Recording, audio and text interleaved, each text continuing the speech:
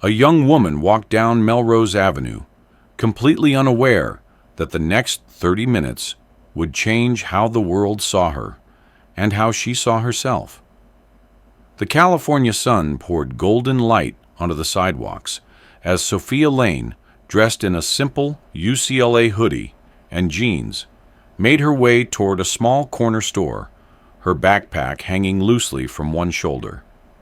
The streets buzzed with weekend energy, couples holding hands, music spilling from shop doors, a gentle breeze brushing past murals that colored the neighborhood walls. For Sophia, it was just another quiet afternoon. She wasn't in a rush, wasn't looking for attention. All she wanted was a cold drink, maybe a snack, and a peaceful stroll before heading home. But within moments of stepping into the store, she found herself at the center of something far more cruel and far too familiar. The clerk behind the counter watched her with narrowed eyes, suspicion already forming before she'd even said a word. A glance at her hoodie, her quiet presence, the way she moved, and suddenly she was no longer a customer. She was a suspect. A silent accusation hung in the air, and before she knew it, she was being asked to open her bag. When she refused, standing firm in her rights, they called the police. What happened next would leave even seasoned officers speechless, because no one in that store knew who her father was. And by the time they found out, it was already too late. Corner Mart sat tucked between a surf shop and a bookstore, its narrow entrance framed by handwritten signs advertising discounts on energy drinks and cereal. The girls stepped inside, the doorbell chiming softly as the scent of floor cleaner and refrigerated air hit them. It was a small, familiar space, one Sophia had visited dozens of times. She peeled off from her friends and wandered toward the drinks cooler, staring at rows of vitamin water and fruit smoothies while scrolling through her phone. Maya and Brianna giggled over a rack of gummy candies, their voices low but bright. It should have been an unremarkable moment. Behind the counter, Carl Bingham watched them from under thick eyebrows. In his late 50s, Carl had managed this location for 12 years. He prided himself on keeping order, which often translated to sizing people up the moment they walked through the door. He wasn't a bad man, he told himself, just careful. And today, the sight of 3 young women, laughing and dressed casually, triggered a familiar suspicion. He leaned toward his assistant manager and muttered, "Keep an eye on the one in the hoodie. Looks like trouble." Carl's assistant barely reacted. This happened often. Sophia selected a drink and a protein bar, joining her friends at the front counter. As they waited in line, still chatting, Carl emerged from behind the register, blocking their path with an expression that turned the room cold. "I'm going to need to check your bags," he said, his voice louder than necessary. Sophia blinked. "Excuse me?" Carl's gaze was fixed on her backpack. "We've had shoplifting incidents this week. I saw you put something in your bag. Just show me, and we'll clear this up." "I didn't put anything in my bag," Sophia replied, calm but firm. "I'm holding what I'm buying, right here." Maya looked from Sophia to Carl, confused. "We've been in the store for 5 minutes. What are you talking about?" Carl crossed his arms. "You can either show me the bag or wait here while I call the police." A silence fell around them. A young couple at the magazine rack shifted awkwardly. A woman with a toddler slowly backed out of the aisle. Sophia's stomach turned, not with fear, but with something harder, humiliation. She could feel the weight of every glance, every whisper. Brianna stepped forward. "This is ridiculous. You can't accuse someone without proof." Carl ignored her. He reached for the store phone and dialed, turning slightly so the girls could hear. "Yeah, this is Corner Mart on 3rd. Possible theft in progress. They're still here." Sophia took a step back, heart pounding, not because she'd done anything wrong, but because she could already feel the familiar tightening in her chest, the realization that her words alone wouldn't be enough to stop what was coming. She pulled out her phone and scrolled quickly through her contacts. Maya whispered, "Let's just show them your bag and leave." "We don't need this." Sophia shook her head. "Number. We don't give in to this kind of treatment. I've done nothing wrong." She hit call on the contact labeled Dad. The line rang twice. "Soph?"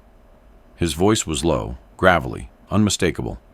"Dad," she said, her voice steady. "I'm at Corner Mart on 3rd. They're accusing me of stealing. They called the cops."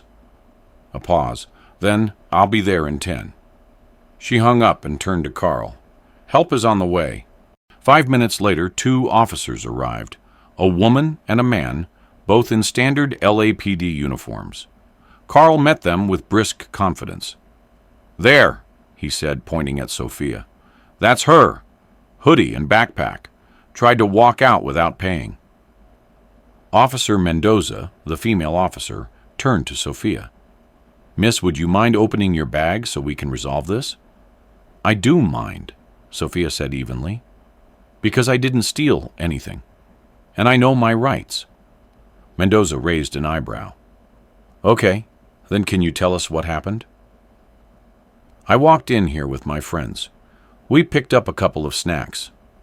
Everything I'm buying is in my hands. This man saw a hoodie and a backpack and decided I was stealing."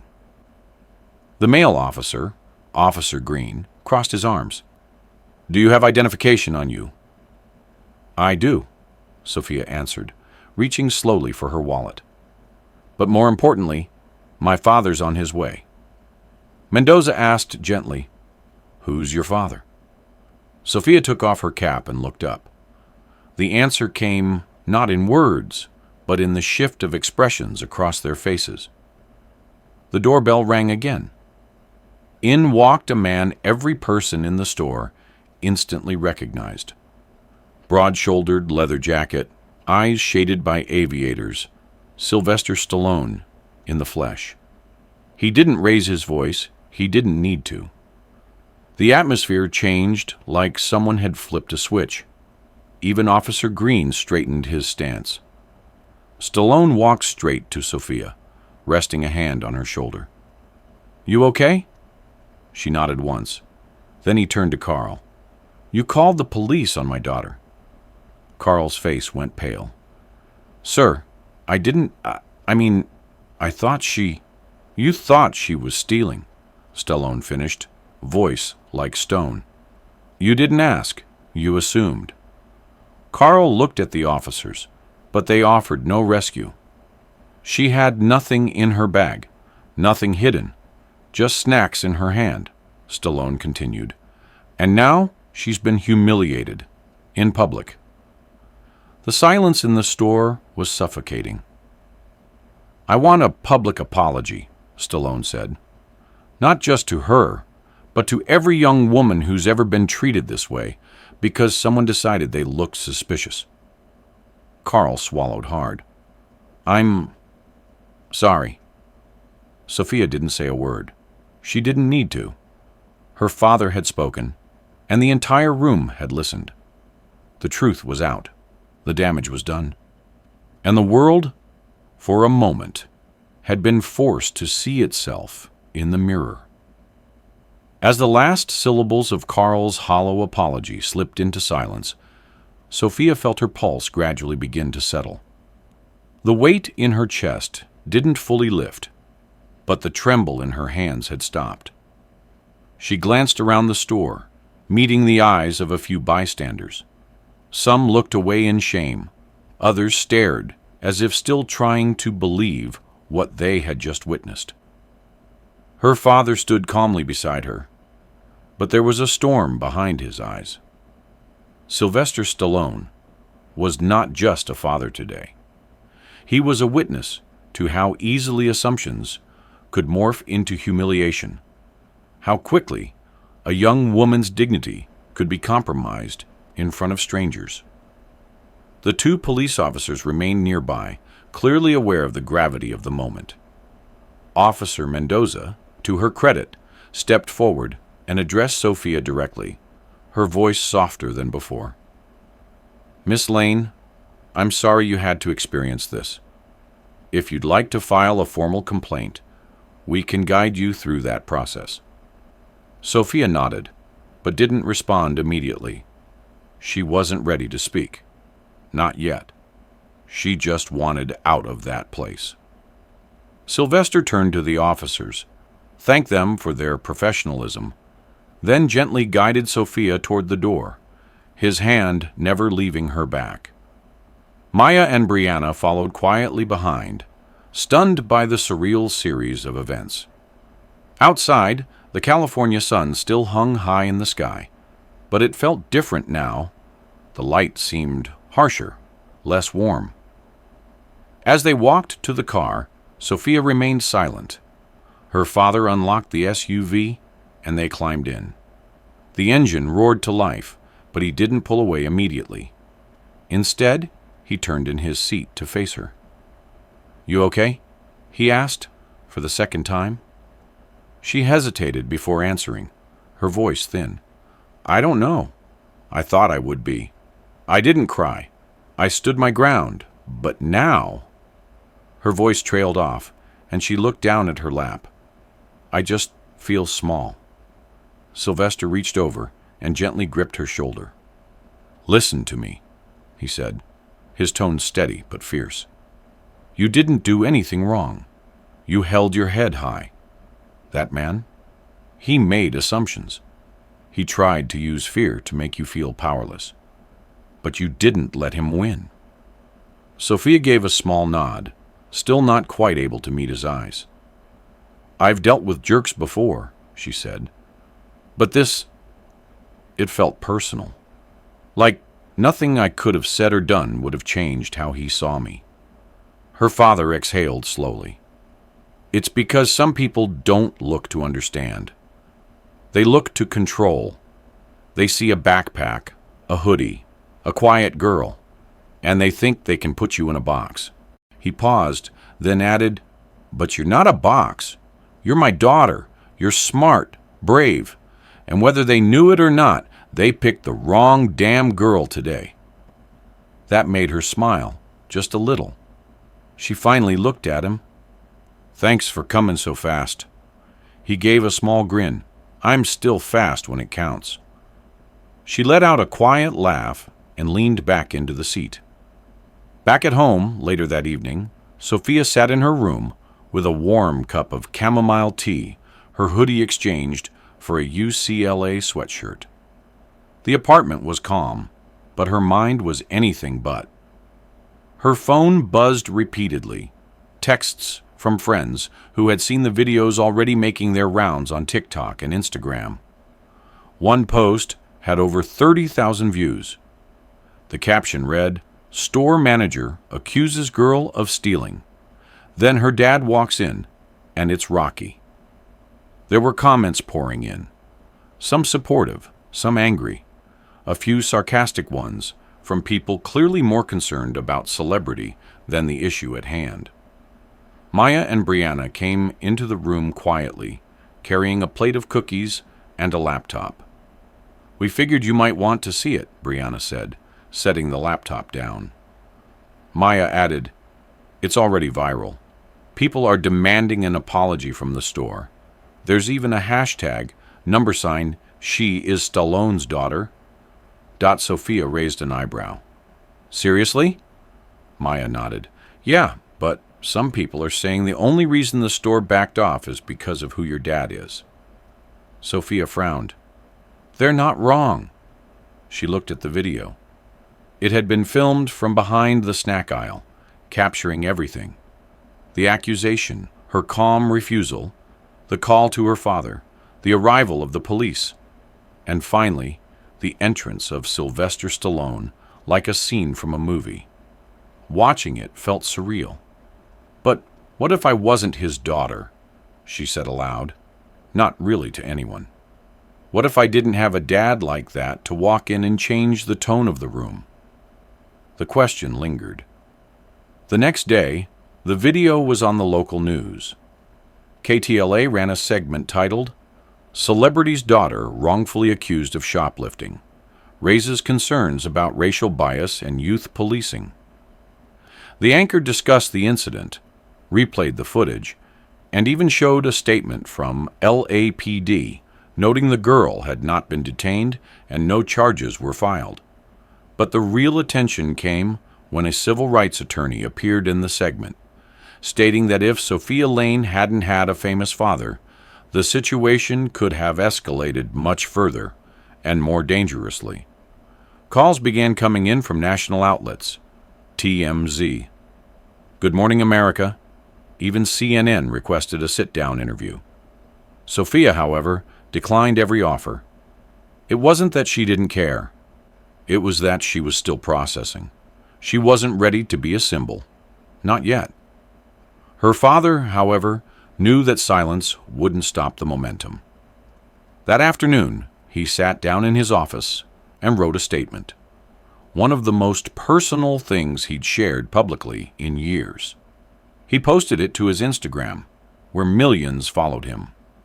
The caption read, "Yesterday, my daughter Sophia walked into a store in Santa Monica to buy snacks with her friends. She was profiled, accused without evidence, humiliated. I showed up, not as a movie star, but as a father. And I saw my daughter treated like a suspect, for no reason other than how she looked. That is not okay, not for Sophia, not for any young woman, not for any person. We all deserve to be seen, heard, and respected, no matter our name, no matter our fame. If you think this can't happen to your child, think again." The post went viral. Over 500,000 likes within hours. Celebrities chimed in, but more importantly, everyday people, mothers, teachers, activists, shared their own stories in the comments. Stories of being accused, judged, followed in stores, dismissed when they tried to speak up. Sophia read dozens of them, feeling both comforted and overwhelmed. One message stood out. "You had your dad. I had no one. I wish I'd had the strength to speak up like you did." Later that night, Sophia sat on the balcony outside her bedroom, watching the distant lights over the Pacific. Her father joined her, 2 mugs in hand. "I figured you could use some hot cocoa," he said. She took the mug and nodded in thanks. "It's strange," she began. "All I wanted to do was buy a drink and some snacks. Now the whole world's talking about me." He smiled gently. "They're not just talking about you. They're talking about what happened to you, what happens to people every day." She sipped from the mug and exhaled slowly. "What do I do now?" He looked out at the ocean, then back at her. "You decide whether you want to be the story or help change it." She let those words sink in. She didn't answer right away. But deep down, something had shifted. She knew the moment had chosen her, whether she liked it or not. The following week passed in a blur of quiet tension and unexpected reflection. Sophia returned to her classes at UCLA, but something in her had shifted. She still walked the same brick pathways across campus, still took notes in her anthropology lectures, and still met Maya and Brianna at their favorite cafe on Westwood Boulevard. Yet, people now looked at her differently. Not because she had suddenly become famous, but because she had become a symbol, an accidental face of a story that struck a nerve with the public. Professors paused before calling her name. Classmates gave supportive glances, and even strangers would stop her and say, "Thank you for standing up." What they didn't understand was that Sophia hadn't felt like she had stood up at all.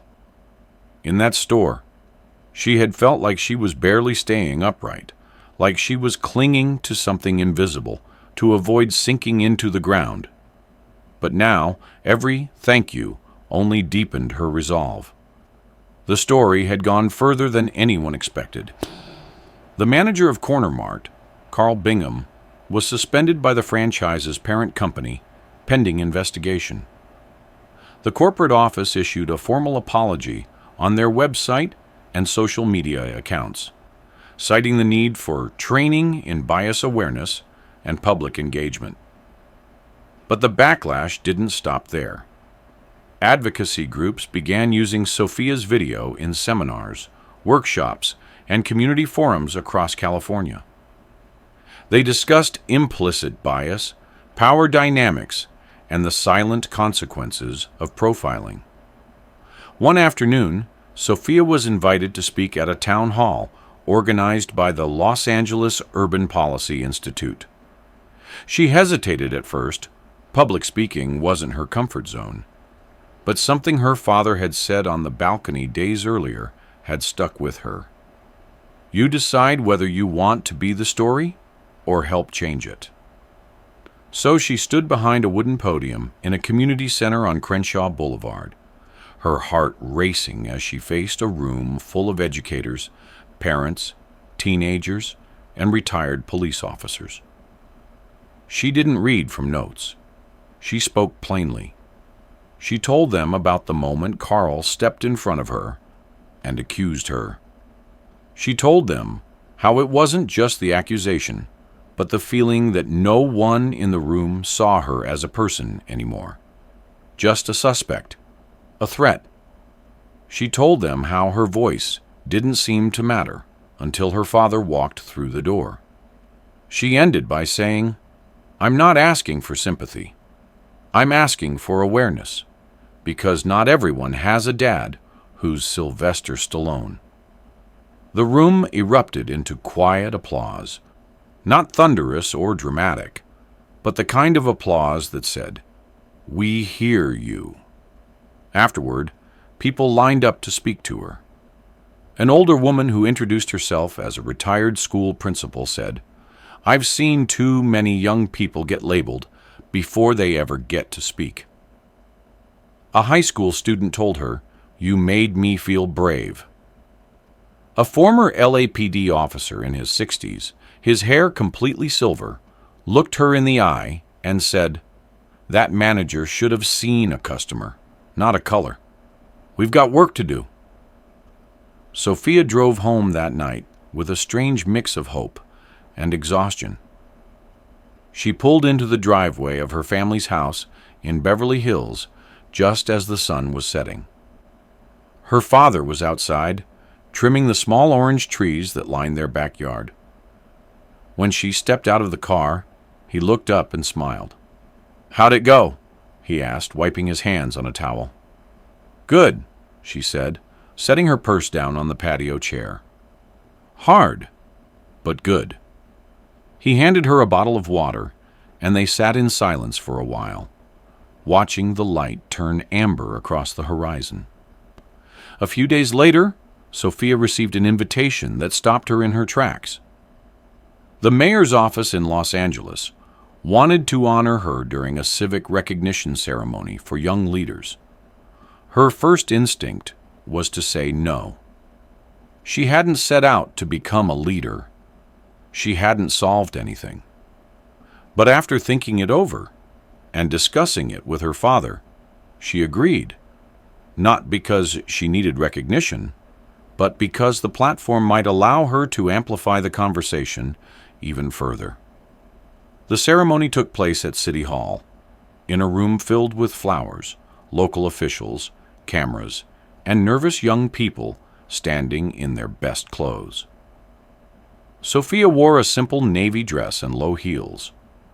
When her name was called, she stepped to the microphone, thanked the city, and said only one thing: "The real honor isn't this. It's knowing that a little girl somewhere might be treated better tomorrow because today someone saw how wrong this was. That night, back at home, her family celebrated quietly. Her mom made Sophia's favorite pasta, her younger sister baked a too-sweet cake, and Stallone, ever the proud dad, made a toast. "To Sophia," he said, raising his glass, "for reminding the world that courage doesn't need a script." Weeks passed, and the attention slowly faded. Social media moved on. The story stopped trending. New controversies emerged, as they always do, but Sophia remained changed. She started volunteering with a local mentorship program that helped young girls navigate confidence, identity, and voice. She helped develop a workshop for high school seniors about knowing their rights. And she wrote an op-ed for the Los Angeles Times titled, "I was accused because I looked like trouble, but I wasn't." It was raw, elegant, and thoughtful, shared over 1,000,000 times online. One evening, months after the incident, she walked past Corner Mart on her way to grab coffee with Maya. The store had been remodeled. New signs, new staff, even a new name. She paused briefly at the window, then kept walking. Maya nudged her. "You good?" Sophia nodded. "Better than good." Then she smiled. "Ready for coffee." Later that night, she posted one final reflection to her Instagram. No photos, just words. Some days you walk into a store and come out with snacks. Some days you come out with a lesson. And if you're lucky, you leave the door open for someone else to be seen differently next time. That post didn't go viral. It didn't need to. The moment that tried to diminish her had instead defined her, not by breaking her, but by giving her voice a purpose. And in a world where so many voices are silenced before they speak, hers now echoed quietly, steadily, unshakably, and it would not be ignored again.